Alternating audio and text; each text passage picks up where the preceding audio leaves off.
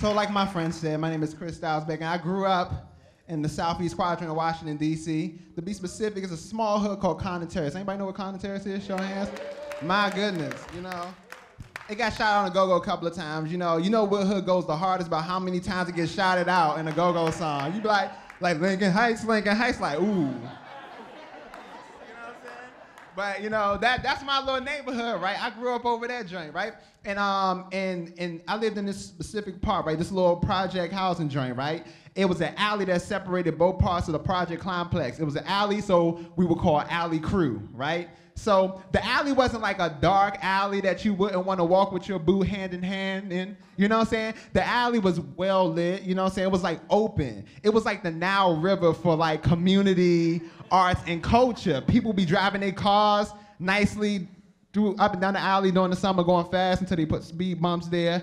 And it was out there where me, my friends, my siblings will play a good old classical game of pole ball. I don't know how many of y'all heard of pole ball, because I think this is some stuff me and my homies made up, because we never had a basketball hoop, right? So we had a clothing line, right? We hang our clothes outside, right? And so you had a T-shape, a metal T-shape bar right there in your yard, and then you had one closest to the brick wall where the crib was. It was right here where you play pole ball. The object of the game is to treat the pole and the brick wall like a hoop. You shoot the ball between the pole and the hoop, and if you get it right, you hear a jarring sound between the T and the hoop, like right there, and that's how we do points. So we made do, right? So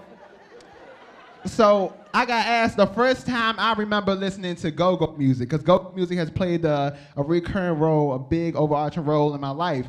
And the first time I remember hearing go-go is in this alley in the backyard during the summer, right? So my mom, every first of the month, you know, we had gathered the collection of child support checks and whatever checks came in the first of the month that equaled us being on the come up, right? And so we go to South Capitol Street. Cash the welfare check, John, because the building was right there. Then you go into Mary's Steakhouse, and then you see the bootleg youngin' and get them joints. And then you will continue to walk down South Capitol to a place called Eastover. Eastover, yo, we used to buy clothes, all that. That was back to school shopping. And then they had a record store in there. So my mom, she used to be a DJ, so I grew up listening to all types of music, right? That's how I know what Patrick was talking about, right? A little earlier, what Picasso was talking about. So we go up in that joint, right? And my mom, she'd sift through some things, and she'd buy some cassettes, like 2 cassettes a month or something. This time I remember picking up like TLC, Ooh on the TLC tip, that joint, and then she picked up another one. And so we'd go home, and my mom, she would pop in the new tape, turn the speakers around and put them out the window so everyone could hear the music. And so we could be out there jamming while we're enjoying a classical game of pole ball. So, you know, I remember this one particular song. This is the first time I ever really, you know of myself listening to go-go music. It was a song by Chuck Brown called Go-Go Swing. It was a remake of from another fellow Washingtonian, Duke Ellington. And don't mean a thing if you ain't got that swing. So I know that at the time, but I remember when it came on, you know what I'm saying? It was just something about like that rhythm and then the organ and all that on there. It just gave me goosebumps, but I know what that was. I was just a little kid, right? And so, but I remember the effect that it had on all the people walking up and down that alley. They'd just be walking their regular walk, but when they got close towards where you could hear the sounds, it was like they stepped through a force field where their knees started getting bent. And they just came in synchronicity with the music. It was the craziest thing, right? And then I remember one of my next door neighbors, he'd bang on his buckets and trash cans, right? And this was like our equivalent to Malcolm X Park on a Sunday, right? This is like an African drum circle, but we have our buckets, and our native rhythm is go-go. So we're banging on these. My mom wouldn't let me bang on her buckets and trash cans. She wasn't having that. So I'll just have to get a tree branch and bang on that fence like it was a cowbell, all right? So it was a big deal to have the go-go beat, right? To do it. It's something we all participate in, all the kids as a community. So going to elementary school, I remember waiting in the gymnasium, right, for us to come in and play basketball or something like that. And I saw my friend, and this stuck out. It was just like everything was dark in the room, and there was a single spotlight right on this desk. And then there was just one bammer. He was doing a go-go beat, right? On the bench, right? Like this. Like that, you know? And I was like, dang, this band is like lacing like 5 rhythms with 2 hands on the desk, you know what I'm saying? And so I practiced it, you know, and then I got it together. And I learned how to do that. And then I joined the marching band. And when I was in the marching band, I remember we always wanted to do a go-go pocket in the marching band. But our band teacher, Miss Mitchell, was like, yo, you ain't gonna be able to do the pocket unless y'all on your best behavior. Y'all know all the cadences and the rhythm. So she did it the right way. So we learned all the stuff she needed us to do. So we'd be on our best behavior. And at the end of that rehearsal, she'll let us do a go-go beat. And so my man Gene, he was like the star youngin' because he had the captain snare, but his snare was special because he had a cowbell attached to the front of that joint. So as soon as the beat start having that band start hitting that cowbell, it's like over. And then we'll play as a marching band on MLK Day, at the MLK Day parade on MLK Avenue in Southeast, right? So we'll play the regular drumline stuff. Like that, and then that's all good. You know, I'm cranking the bass because my hands weren't fast. So I was just playing the big bass and all that. But when we switched up and we did that go-go beat, everyone's following us, but as soon as that beat happened, Bama just start knees bent instantaneously. You know what I'm saying? Listen to when they crank that pocket next time and see what it does to your mind. All right? So the go-go beat was just influencing us in all types of ways, and to the point where I learned how to play it on a different type of drum. I'd be banging on the table just like all DC youth would do. And my mentor wanted to channel this energy like all good mentors do. So my mentor, Bomani, put this drum on our hands. And we started banging like that, but it wasn't quite right. You know what I'm saying? Because we had to learn proper djembe etiquette. This is a drum from West Africa, by the way. Like this. Like that. So we had to learn how to go like this instead of like this. And ruining off the land use for life, we go like this. And then we could take a West African beat and lace a pocket. There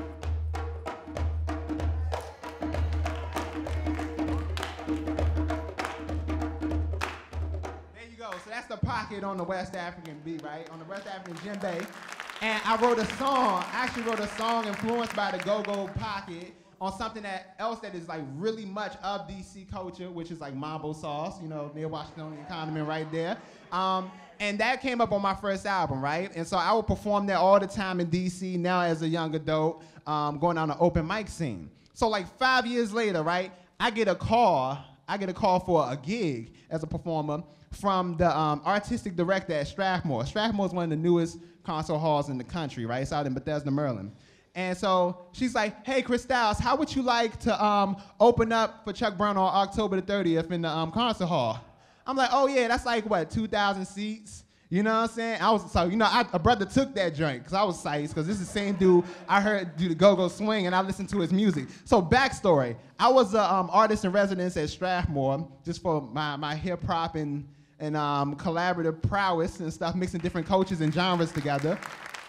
And so, you know, I was constantly putting my folks at Strathmore onto, you know, the hood luxuries.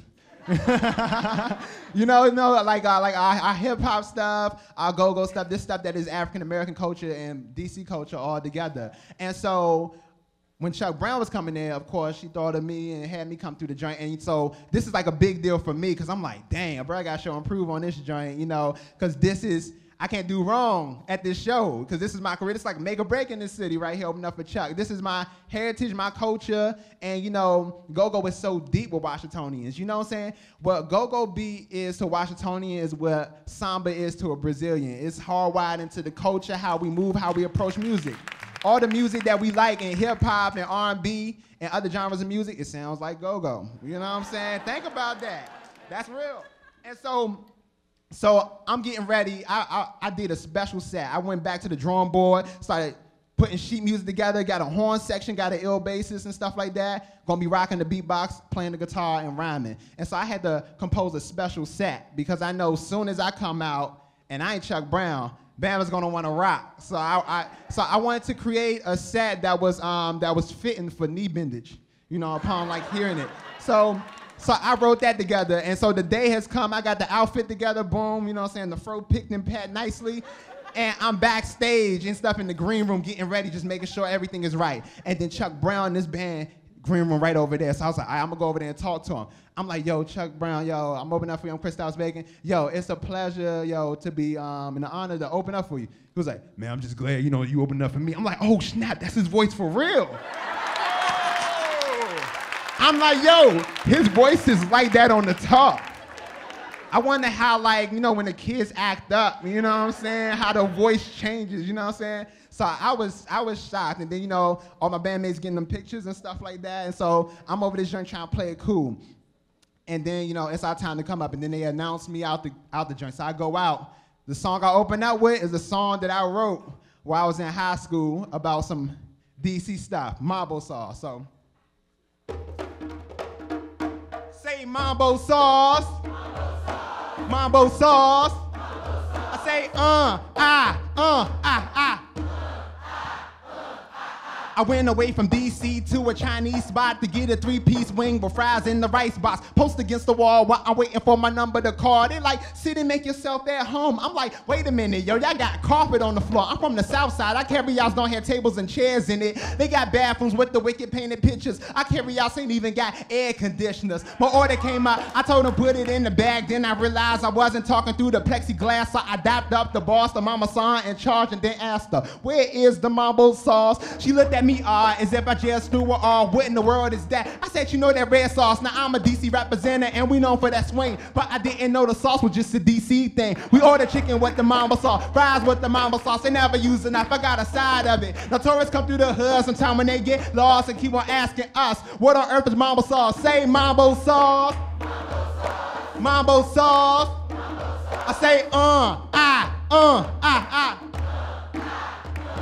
A lot of carryouts in DC got the same old names, but if you taste their mambo sauce, it's never tasting the same. It tastes better on the fries. I'm from the flavor side. Trust me, you can find this at your nearest Yums, Georgia's, or Lucky's. I got caught on the back of the bus with the pay food and spilled a cup of sauce off of swearing on the A2. A brother got kicked off, the driver would fuss because he could smell that mambo sauce to the front of the bus. But I got the answer. Now for the cure of the cancer, the way to make the sauce is sugar, water, and ketchup with the hot sauce in it. Throw a fork in it and mix it upon the chicken till you like a jar with it on the DC scenery. You be often seeing me posted up in Yums with diabolical eatery. I got the sandwich side, my man got the steak and cheese, but the joint with the most food in the sauce is Johnny's. We order chicken with the mambo sauce, fries with the mambo sauce. They never use and I forgot a side of it. A tourists come through the hood sometime when they get lost and keep on asking us, what on earth is mambo sauce? Say mambo sauce. Mambo sauce. Say